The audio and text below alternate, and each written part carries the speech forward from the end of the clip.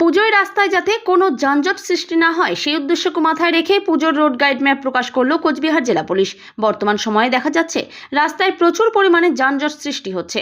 তবে পুজোয় যাতে কোনো রাস্তায় যানজট সৃষ্টি না হয়, সাধারণ মানুষ যাতে পুজো ভালোভাবে উপভোগ করতে পারে সেই উদ্দেশ্যকে মাথায় রেখে শনিবার কোচবিহার শহরের পুলিশ লাইনের কনফারেন্স হলে রোড গাইড ম্যাপ প্রকাশ করল কোচবিহার জেলা পুলিশ।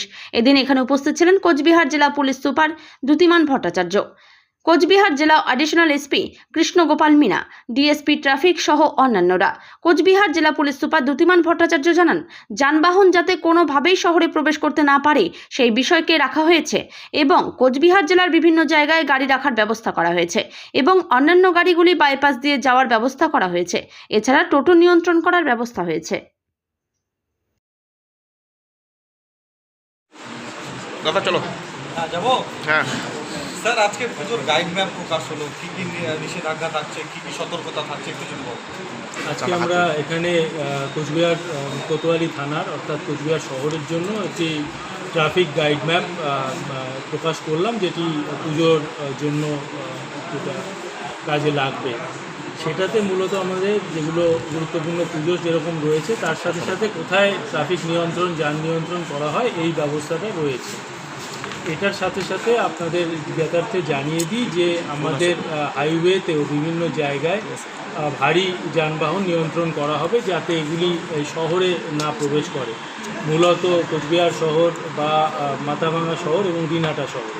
এক্ষেত্রে দিনহাটাতেও আমরা কয়েকদিন আগে আমরা সেখানকার সেই শহরের জন্য আলাদা করে একটি গাইড ম্যাপ প্রকাশ করেছি।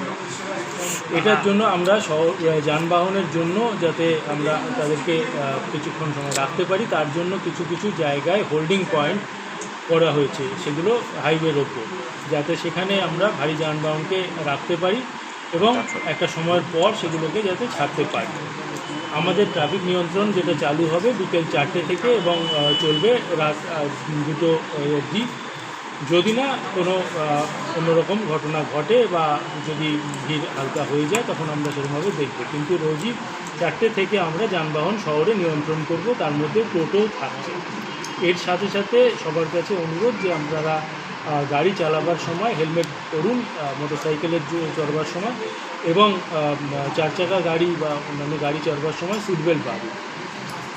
যদি কেউ মাদকদ্রব্য ব্যবহার করে গাড়ি চালান তার জন্য কিন্তু আমাদের বিভিন্ন জায়গায় এই ব্রেথ অ্যানালাইজার টেস্টের ব্যবস্থা থাকছে, যাতে কোথাও র্যাশ ড্রাইভিং বা মাদক সেবন করে কেউ মদ্যপান করে গাড়ি চালিয়ে অ্যাক্সিডেন্ট না করতে পারে, তার জন্য এইসব আমরা পদক্ষেপ নিচ্ছি। আশা করি আমরা একটি দুর্ঘটনাহীন পুজো দেখতে পারবো কোচবিহার শহরে। শহরের মধ্যে কি রেস্ট্রিকশন